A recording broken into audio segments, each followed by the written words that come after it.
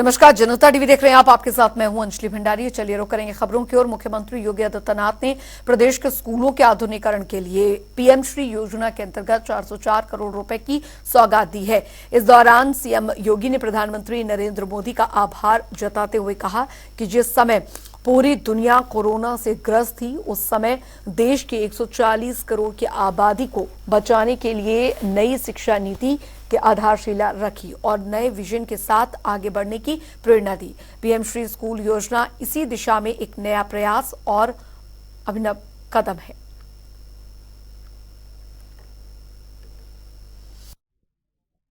यह बेसिक शिक्षा में और पीएम श्री स्कूल एक अभिनव प्रयोग है, एक नया प्रयास है और जिसकी आज की सबसे बड़ी आवश्यकता थी। हमने इसका एक प्रयोग यहां पे किया है, वह किया है जिसमें अटल आवासीय विद्यालय, जो श्रमिकों के बच्चों के लिए या कोरोना कालखंड में जो बच्चे अपने लीगल अभिभावक को खोए हैं, उन बच्चों के लिए एक आवासीय विद्यालय, नवोदय विद्यालय की तर्ज पर हम लोगों ने प्रदेश के अंदर प्रारंभ किया। पहले चरण में हमने 18 ऐसे विद्यालय प्रारंभ किए हैं, जिनका भी पिछले दिनों ही हमने आदरणीय प्रधानमंत्री जी के कर कमलों से लोकार्पण किया है। लगभग 12 से 15 एकड़ के क्षेत्रफल में हमने वहां पे विद्यालय के भवन बनाए हैं। बालक और बालिकाओं के लिए हॉस्टल भी वहां उपलब्ध करवाए हैं। उनके लिए खेल का मैदान भी दिया है। उनके लिए अत्याधुनिक लैब्स बनाई हैं।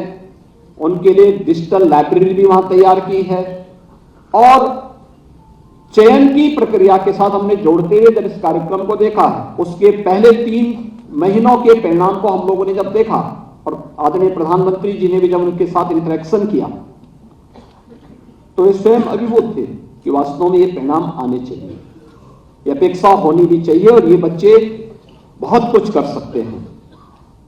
उन्हीं की प्रेरणा से हम लोगों ने प्रदेश के अंदर 57 जनपदों में इसी तर्ज पर इंटीग्रेटेड स्कूल के निर्माण के कार्यक्रम को हम लोगों ने प्रारंभ करने की कार्रवाई की है, जिसके लिए 1000 करोड़ रुपए की धनराशि हम लोग पहले से ही तैयार कर चुके हैं। जो राशि इसी सत्र में हम लोग उन सभी जनपदों के लिए तैयार करने जा रहे हैं। आज एक पीएम श्री स्कूल की जो योजना है, इस योजना के साथ हमारे सभी माननीय जनप्रतिनिधि भी जुड़े हुए हैं, क्योंकि उत्तर प्रदेश के सभी 403 विधानसभाओं को कवर करते हैं। उत्तर प्रदेश के सभी 825 विकास खंडों को भी ये कवर करते हैं और जब ये 1723 विद्यालय एक साथ आएंगे तो उत्तर प्रदेश के नगर निकाय भी ये सब इसके दायरे में आएंगे। कस्तूरबा गांधी विद्यालय से जुड़ी हुई जो सफलतम कहानी है वह आपके सामने है। प्रदेश के अंदर इन सभी कार्यक्रमों को आगे बढ़ाते हुए कोरोना कालखंड में हम लोगों के सामने था कि बहुत सारे बच्चे उत्तर प्रदेश के ऐसे हैं जो कोचिंग करने के लिए जिन्हें उत्तर प्रदेश के बाहर जाना होता था और उस समय जब लॉकडाउन लगा, हर अभिभावक कहता था हमारे बच्चों को वापस बुलाओ। खैर, उस समय उन बच्चों को सकुशल वापस बुलाने में डबल इंजन की सरकार ने अपना योगदान दिया। वे सभी बच्चे सकुशल आए। हम लोगों ने तब कहा था टेक्नोलॉजी आ चुकी है, इतनी इंप्रूव हो चुकी है, हम क्या कर सकते हैं। और आज मुझे बताते हुए प्रसन्नता है, अभ्युदय कोचिंग वर्चुअली भी और फिजिकली भी हर जनपद में हम उत्तर प्रदेश के अंदर प्रारंभ कर चुके हैं, जिसमें कोई भी बालक और बालिका नीट की, IIT जेईई की, NDA की, CDS की, यूपी पब्लिक सर्विस कमीशन की या UPSC की तैयारी के लिए इन सभी कार्यक्रमों के साथ जुड़ सकता है। अच्छी फैकल्टी को हमने उनके साथ जोड़ा है और इसके साथ ही हमारे जो प्रशिक्षु IAS होते हैं, IPS होते हैं, PCS होते हैं, PPS होते हैं या विभिन्न प्रतियोगी परीक्षाओं से निकले हुए जो अभ्यर्थी होते हैं जिन्होंने सफलतापूर्वक उसे पास किया है, उन सबको हम अनिवार्य रूप से कहते हैं कि आपको एक क्लास जरूर लेनी है। उन बच्चों के लिए 1 घंटा जरूर दीजिए और 1 घंटा प्रतिदिन आप देंगे। बहुत सारे इसके बहुत अच्छे परिणाम आए हैं और यूपी के अंदर पिछले 2 वर्ष के अंदर हम देख रहे हैं कि चाहे वो UPSC की किसी भी परीक्षा का हो यूपी प्रदेश पब्लिक सर्विस कमीशन का हो या नीट या आईआईटी जेईई का हो, इसमें उत्तर प्रदेश के बच्चों की सिलेक्शन की गति और उनकी दर में बढ़ोतरी हुई है। रुक करेंगे, इस बीच आ रही एक बड़ी खबर की और बड़ी जानकारी आ रही है, वो आपको बता दें। योगी सरकार ने उठाया बड़ा कदम। ये बड़ी खबर, इंटरनेशनल काइट फेस्टिवल कराएगी सरकार। तो अयोध्या में काइट फेस्टिवल कराएगी सरकार। अयोध्या में बड़े स्तर पर इसका आयोजन होगा। विकास प्राधिकरण ने शुरू की तैयारियां। तो 19 से 21 जनवरी के बीच आयोजन हो सकता है। हिस्सा लेंगे देश विदेश के मशहूर पतंगबाज। ये इस वक्त की बड़ी खबर, आपको बता दें, बड़ी जानकारी आ रही है। हिस्सा लेंगे देश विदेश के मशहूर पतंगबाज। योगी सरकार ने ये बड़ा कदम उठाया है।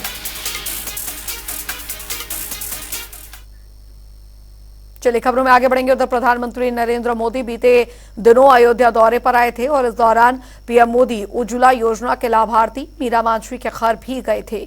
यहां उन्होंने उनके परिवार से मुलाकात की और उनके साथ चाय भी पी थी।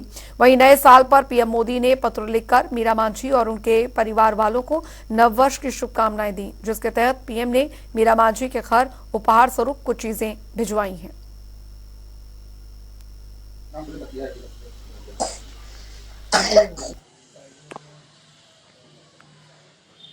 मैं बहुत खुश हूँ। ये हमको नए साल में बधाई दिए हैं कि मतलब आपके परिवार से मुझे मिल के बहुत अच्छा हुआ, मतलब लगा, और मैं बहुत खुश हूँ। ये सब मतलब बधाई दिए हैं और हमारे बच्चों के लिए कुछ खिलौने वगैरह दिए हैं और वीर के लिए बैग और नैना के लिए बैग दिए हैं। हमें बहुत अच्छा लगा जी। और नैतिक के लिए कुछ खिलौने वगैरह दिए हैं। हमको बहुत अच्छा लगा। हमारे बच्चे लोग भी बहुत खुश हैं। बिल्कुल उम्मीद नहीं थी, कभी हमने सोचा भी नहीं था ऐसा। सब बच्चों लोगों के लिए खिलौना दिया गया है और कुछ मिठाइयाँ हैं और कुछ मतलब खेलने के लिए क्रिकेट बॉल मतलब दिए हैं और कुछ बैग है, रबड़ है, कटर है, पेंसिल है, कापी है, ये सब दिए गए हैं मेरे बच्चों के लिए। हम केवल उनसे इतना कहना चाहते हैं, जिससे हम बहुत गरीब लोग हैं, आप हमारे कुटिया में आए, हमको बहुत अच्छा लगा। जैसे हमारे बच्चे हैं, अभी उनको पढ़ाने लिखाने में थोड़ा हमें तकलीफ है और कर नहीं पा रहे हैं सही ढंग से। अगर हमें कोई छोटी सी कहीं नौकरी अगर कहीं भी मतलब दिलवा दें, ताकि उसी नौकरी से लेकर के हमारे परिवार का गुजर बसर हो सके, तो हमको बहुत अच्छा लगेगा। हम उनसे हाथ जोड़ के विनती करते हैं। बढ़ेंगे आगे। उधर आपको बता दें कि 22 जनवरी को अयोध्या में रामलला की भव्य प्राण प्रतिष्ठा की तैयारियां की जा रही हैं।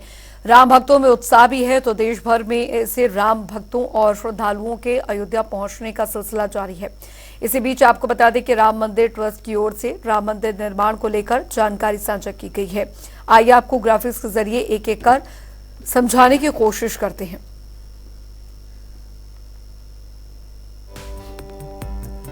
परंपरागत नागर शैली में बनाया जा रहा है यह मंदिर।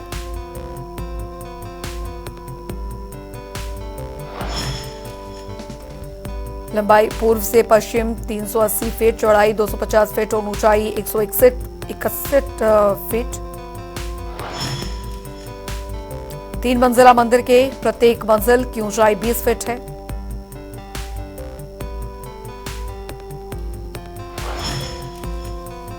श्री राम मंदिर में कुल 392 खंबे और 44 द्वार हैं।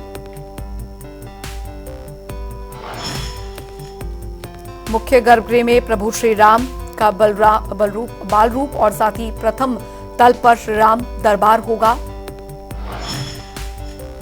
मंदिर में 5 मंडप होंगे: नृत्य मंडप, रंग मंडप, सभा मंडप, प्रार्थना मंडप और कीर्तन मंडप। खंभों और दीवारों पर देवी देवता और दिव्यांगनाओं की मूर्तियां उकेरी जा रही हैं।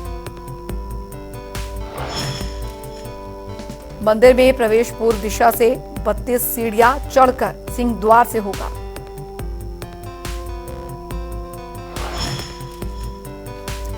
दिव्यांगजन और वृद्धों के लिए मंदिर में रैंप और लिफ्ट का निर्माण किया गया है। मंदिर के चारों ओर आयताकार परकोटा रहेगा।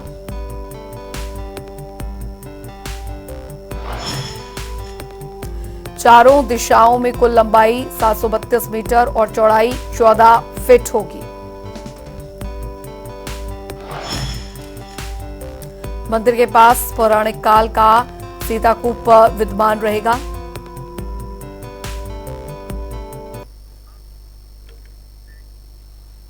तो इसके साथ ही सुरक्षा व्यवस्था के मद्देनजर चप्पे चप्पे पर सीसीटीवी के साथ ही ड्रोन से भी निगरानी रखी जा रही है। हमारी संवाददाता यस लाठी की यह खास रिपोर्ट आप देखिए। प्राण प्रतिष्ठा को लेकर अयोध्या पुलिस कितना सक्रिय है हम दिखाएंगे कि किस तरह से आप दिखाएंगे कैमरे के माध्यम से। आप देख रहे हैं कि ये येलो जोन का कंट्रोल रूम है, जो पुलिस का जो पूरी गतिविधियां अपने कैमरे से, जो तीसरी आंखें हैं उससे कंट्रोल करेंगे। चाहे ड्रोन हो, चाहे जल के माध्यम से, चाहे हवाई के माध्यम से, जो चाहे ड्रोन की हो या कैमरे की, जो तीसरी आंखें हैं वो सबसे बड़ी जो निगहबान हैं जो आंखें अयोध्या पुलिस की, वो पूरी कंट्रोलिंग अयोध्या पुलिस इस कैमरे के माध्यम से करेगी। आने वाले 22 तारीख से प्राण प्रतिष्ठा में देश के वीवीआईपी हों, चाहे अमिताभ बच्चन से लेकर, चाहे अडानी अंबानी से लेकर, तो जितने भी, चाहे वो प्रधानमंत्री नरेंद्र मोदी हो, चाहे मोहन भागवत जी हो, तो जितने भी लोग आएंगे उनका जो सिक्योरिटी पर्पज है वो कितना सख्त है मैं आपको दिखा रहा हूं कि कैमरे के 16 पॉइंट हैं।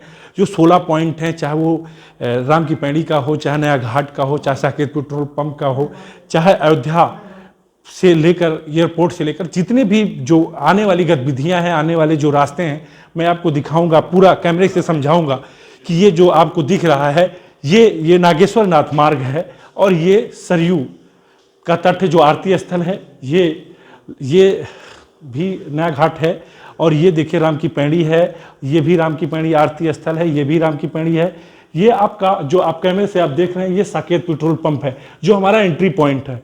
ये एंट्री पॉइंट है और ये लता चौक के पास ये हनुमान गुफा जो पड़ता है, ये हनुमान गुफा का वो बैरियर है। और ये सीधा सी जो गुप्तार घाट से लेकर जो बंधे से आता है रास्ता वो है। और ये साकेत पेट्रोल पंप जो साकेत डिग्री कॉलेज है, ये वहाँ का ये नज़ारा है। और ये आप ये नया घाट पुलिस चौकी है अयोध्या, जो पुराने सभी पुलिस से लोग आएंगे तो ये जो पूरी जो व्यवस्था है, पूरा सुरक्षा व्यवस्था का जो खाका खींचा गया है, वो पूरी जो सबकी साक्षी अयोध्या में बनेंगे उनके निगरानी जो तीसरी या कैमरे के माध्यम से अयोध्या पुलिस करेगी। जो भी आने वाला आदमी होगा वो कैमरे के निगरानी में होगा। वीडियो पर्सन कृष्णा के साथ बीएस लाठी, जनता टीवी, अयोध्या।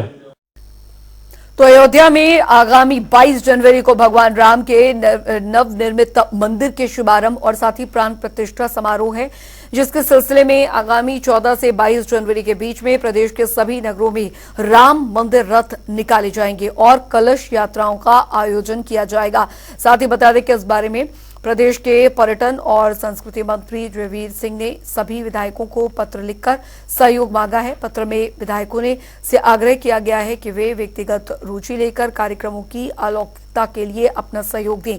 साथ ही बता दें कि पर्यटन और संस्कृति मंत्री के इस पत्र के साथ प्रदेश के मुख्य सचिव दुर्गा शंकर मिश्र की ओर से सभी मंडलायुक्तों और जिलाधिकारियों को भेजे गए पत्र की प्रति भी संलग्न की गई है।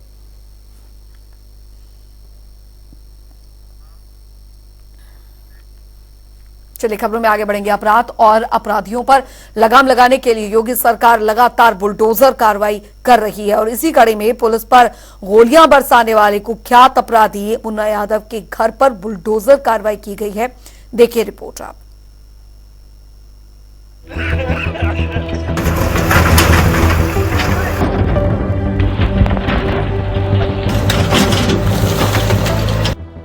कुख्यात आरोपी मुन्ना यादव अपने इसी घर से जुर्म की दुनिया के सारे खेल खेलता था। उस पर कई गंभीर मुकदमे दर्ज हैं। पुलिस ने मुठभेड़ के बाद आरोपी और उसके बेटे को गिरफ्तार कर लिया है। दरअसल मामला है उत्तर प्रदेश के कन्नौज जिले का, जहां सिपाही के हत्यारे के घर पर कन्नौज प्रशासन ने बड़ी कार्रवाई की है। पुलिस ने कुख्यात अपराधी अशोक उर्फ मुन्ना यादव के घर पर बुलडोजर चलाकर उसे ध्वस्त कर दिया है। ध्वस्तीकरण की कार्रवाई के दौरान बड़ी संख्या में पुलिस फोर्स वहां मौजूद रहा। दिनांक 25 दिसंबर को बिशुनगढ़ थाना क्षेत्र अंतर्गत धनिधरपुर नगरिया ग्राम में एक अपराधी अशोक उर्फ मनुआ, जिसके विरुद्ध NBW जारी था, इसको गिरफ्तार करने के लिए बिशुनगढ़ थाने की और छिबरामऊ थाने की संयुक्त टीम गिरफ्तार करने गई थी। जब टीम वहां पहुंची तो आरोपी और इसके परिवारजनों द्वारा पुलिस टीम पे फायर कर दिया। इसमें हमारे एक साथी कांस्टेबल सचिन राठी शहीद हुए। पुलिस मुठभेड़ में इस अपराधी और इसकी पत्नी और इसके बेटे को गिरफ्तार किया गया।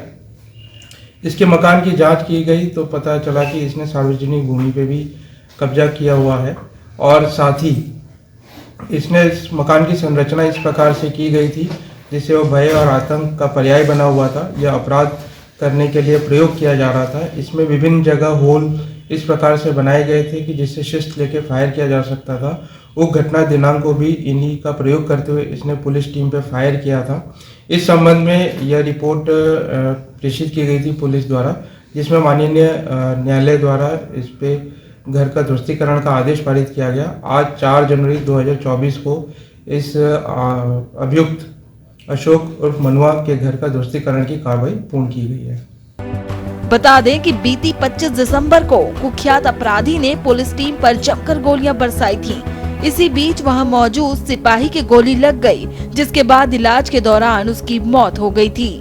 और अब कन्नौज पुलिस ने कुख्यात अपराधी अशोक उर्फ मुन्ना यादव के घर पर कार्रवाई की है।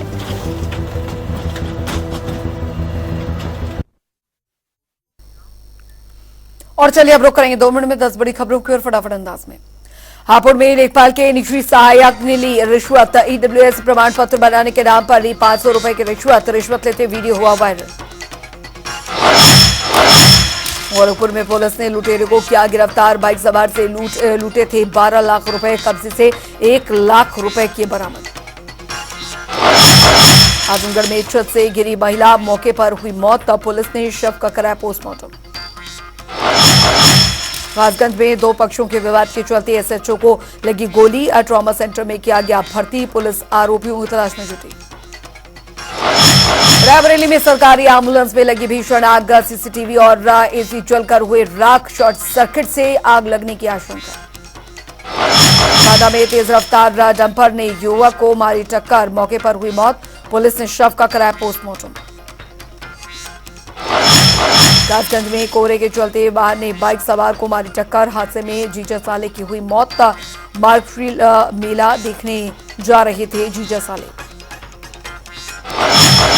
कानपुर में निजी कार्यक्रम में हिस्ट्री टीचर शाहिदा पिट्रिक ने के फूल माला पहनना कर दिया गया सम्मान। कमिश्नर ने कहा ऐसे किसी भी अपराधी का सम्मान करने से बचें। एटा में बड़ी कड़ाके की सर्दी, शीतलहर के चलते डीएम ने कक्षा 9 से 12 तक के सभी स्कूलों को बंद करने के दिए निर्देश। कन्नौज में हत्यारोपी हिस्ट्री शीटर के घर चला बुलडोजर। सिपाही सचिन राठी की हत्या के मामले में जेल में बंद है हिस्ट्री शीटर।